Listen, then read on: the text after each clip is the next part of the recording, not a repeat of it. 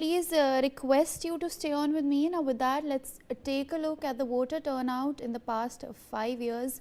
Now of course, remember that 127 million people voted in these elections, and these were the first elections without Sheikh Hasina or the Awami League on the ballot in about 15 years. Now with that, let us take a look at the voter turnout in the year 2026. All right. So, of course, as we were talking, the voter turnout has been officially put out, and now 127 million people actually voted in these elections, and these were the first elections that did not have Sheikh Hasina or her party, the Awami League, on the ballot.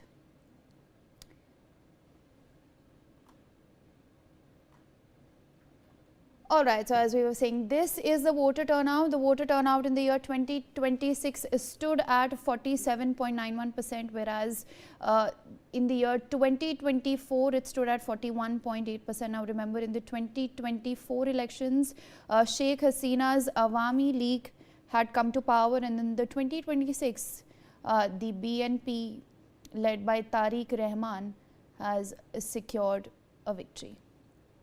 Now coming to the year 2018, again we have the voter turnout here, which stands at 80%. Again, these elections led to the victory of Sheikh Hasina and her party, the Awami League.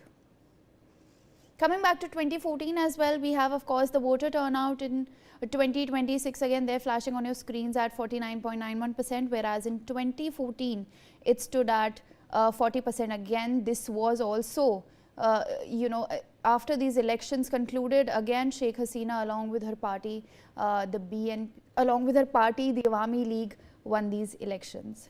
Now coming to 2008, again a record turnout, as we can see, a colossal 87%, whereas in 2026 it stands at about at least half of that at 47.91%. So in the year again 2008, the Awami League and Sheikh Hasina came back to power. Now in the year 2001, the voter turnout was at 75%. Now in these elections, Khalida Zia's party, the BNP, along with the Jamaat-e-Islami, formed an alliance.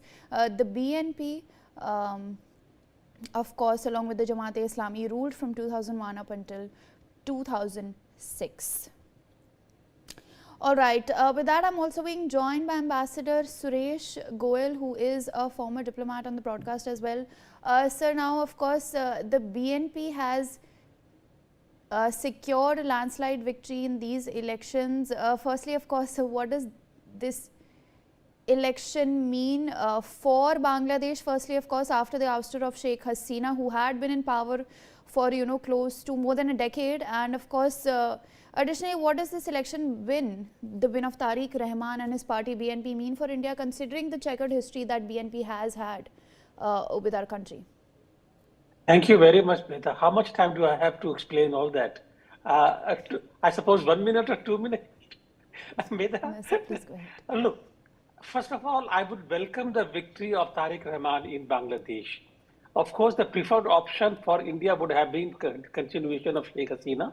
But given the fact that there is a change of regime in Bangladesh, that Sheikh Hasina was removed, she came to India, elections have taken place, and Tariq Rahman has won the elections.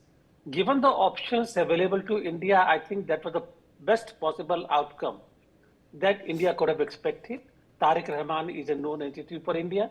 Khalida Zia, even though there were differences in terms of approach to India for both Khalida Zia and Sheikh Hasina, but Khalida Zia still recognized the role of India as a neighbor who had played an active role in Bangladesh independence war. There was that recognition, and therefore, despite all the differences, Tariq Rahman is still a far better bet for India as the Prime Minister of Bangladesh.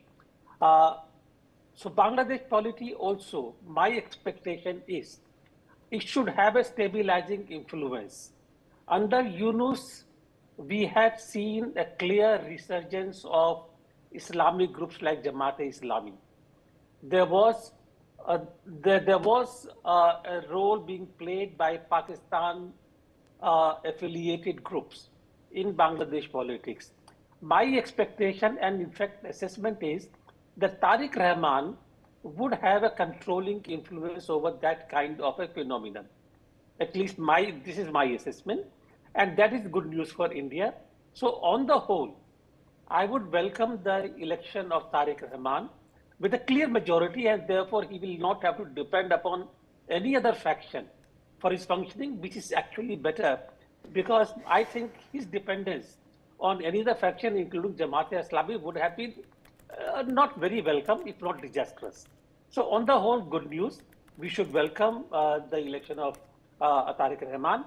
The thing that we need to watch out is that Tariq Rahman has clearly indicated that India will not have any privileged kind of a relationship with Bangladesh, despite being the neighbor, big neighbor, etc., etc. Clear indication that the other countries like China and the USA will also be playing, having their huge influence in the region. So we need to now basically look at these factors in terms of our relationship with Bangladesh, particularly in terms of digital interaction, digital data, exporting the garments, textiles, and all those things. So we will now have to see how the field plays out in terms of trade, in terms of the strategic equations between Bangladesh and USA and China. Thank you very much, Meda, for giving me all that time. Thank you.